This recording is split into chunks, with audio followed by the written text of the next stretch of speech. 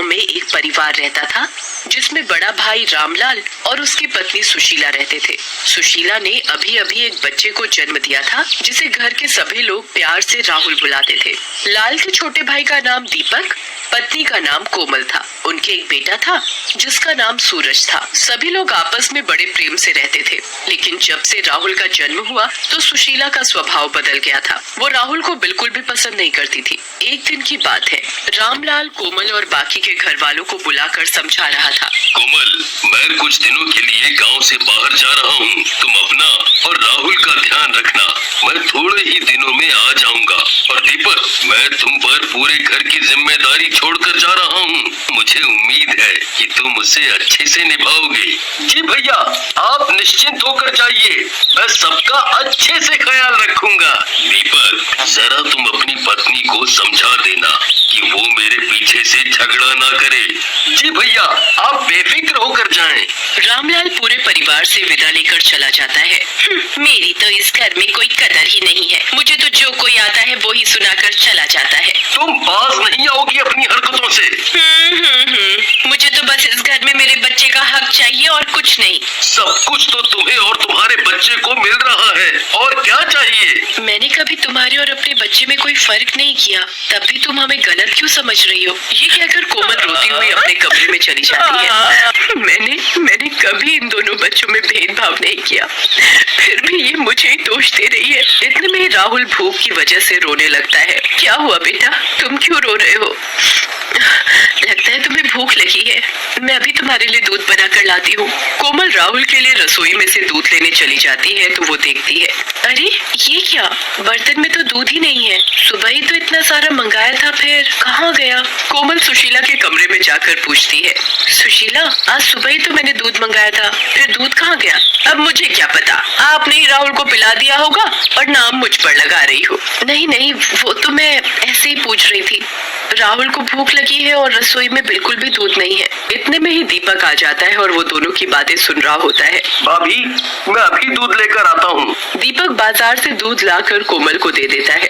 उधर राहुल का भी भूख के मारे रो रो कर बुरा हाल था। कोमल जल्दी से दूध बनाकर राहुल को पिला देती है और दूध पीते ही राहुल सो जाता है।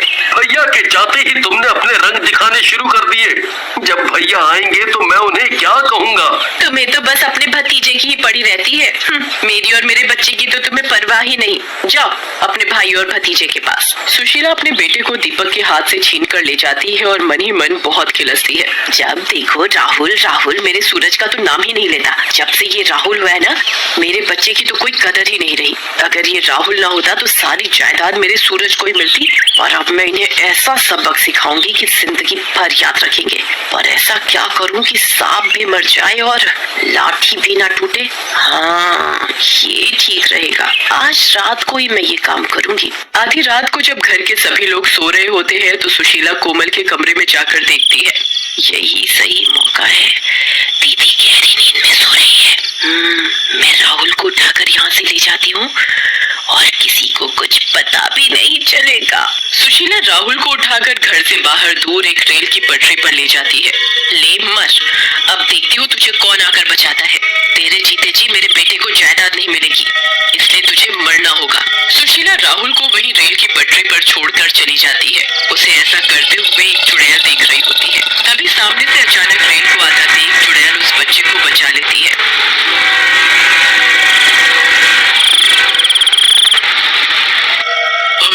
अरे ये कैसी औरत है जो इस बच्चे को यूं रेल की पटरी पर छोड़कर जा रही है? और क्यों?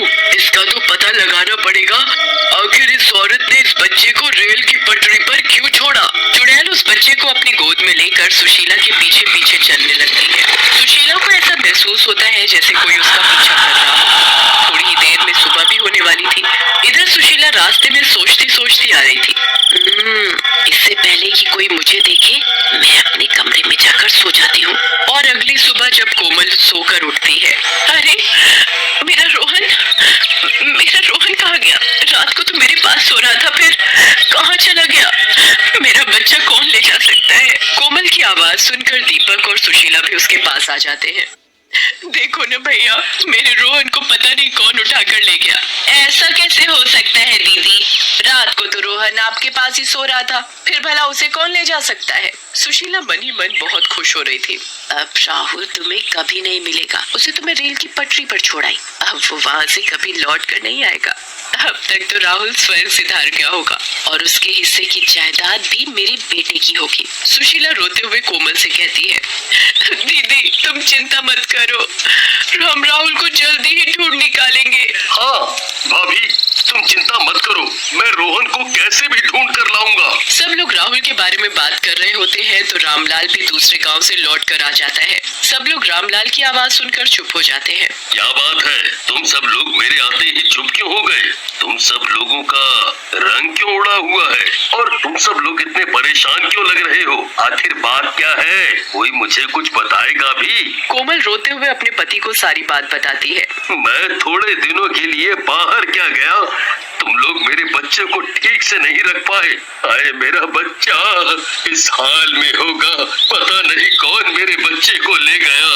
भैया आप चिंता ना करें, मैं अभी पुलिस स्टेशन जाकर रिपोर्ट लिखवा कर आता हूँ। पुलिस राहुल को जल्दी ही ढूंढ निकालेगी। कोमल का रो रो कर बुरा हाल था।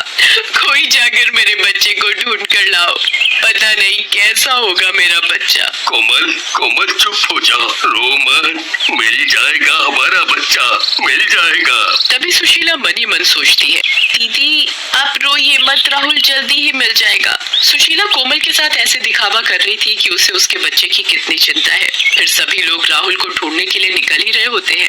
तभी दरवाजे पर एक औरत राहुल को अपनी गोद में लिए खड़ी होती है। क्या ये बच्चा आपका है? बच्चे को देखकर, हाँ ये मेरा बच्चा है, मेरा राहुल है। कोमल उस औरत से अपने बच्चे को लेकर उसे चूमने लगती है। रामलाल भी अपने बच्चे को देखकर बड़ा खुश होता है, लेकिन सुशीला राहुल को देखकर जल भुन जाती है। अरे ये बच कैसे गया?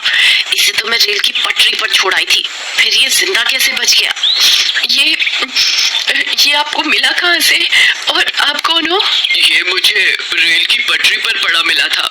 हे भगवान, रेल की पटरी पर इसे रेल की पटरी पर किसने छोड़ा होगा? हाय रे मेरा बच्चा। देखिए मारने वाले से बचाने वाला बड़ा होता है। आप कहाँ रहती हो और आपको पता कैसे चला कि ये बच्चा हमारा है? जी अभी तो मेरा कहीं भी कोई ठिकाना नहीं है और मैं ढूंढते ढूंढते आपके घर आ गई। जब तक तुम्हारे रहने का कोई ठिकाना नहीं मिल जाता, तुम हमारे साथ हमारे घर में ही रहो। हाँ तुम हमारे साथ ही रहो। पर हम इसे जानते नहीं और हम इसे ऐसे कैसे रख सकते हैं? क्यों नहीं रख सकते? इसने हमारे राहुल की जान बचाई है।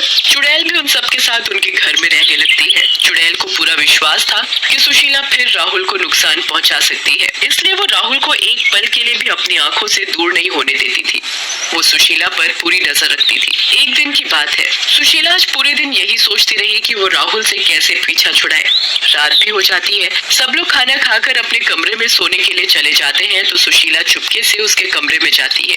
यही मौका है राहुल से पीछा छुड़ाने का। उस दिन तो ये बच गया था, पर आज नहीं बचेगा। ये नहीं सुधरेगी, इसे तो मैं आज ऐसा सबक सिखाऊंगी कि जिंदगी भर याद रखेगी। फिर चुड़ैल घर के सभी लोगों को जाकर सुशीला के बारे में बताती है। मैंने अभी सुशीला दीदी को राहुल को ले जाते हुए देखा है, वो उसे रेल की तरफ ले जाते हुए देखा है। आप सब लोग जल्दी से रेल की पटरी की तरफ चलो। कोमल, रामलाल और दीपक सब लोग रेल की पटरी पर जाते हैं तो वो देखते हैं। सुशीला, ये क्या?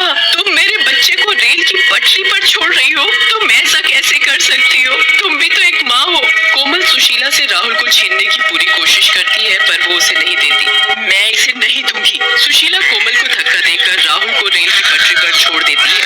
तभी सामने से रेल आ रही होती है तो इतने में चुड़ैल जल्दी से राहुल को बचा लेती है और उसमें सुशीला की दोनों टांगें चली जाती हैं। तभी चुड़ैल सबके सामने आती है। इसने पहले भी राहुल को रेल की पटरी पर छोड़ा था और आज भी इसने ऐसा ही किया।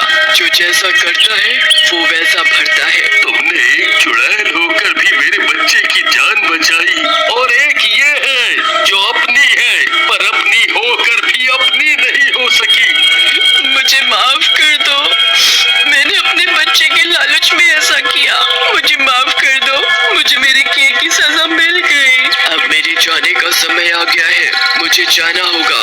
तभी आसमान से एक बिजली चमकती है और चुड़ैल उसमें गायब हो जाती है। चुड़ैल को एक नई काम करने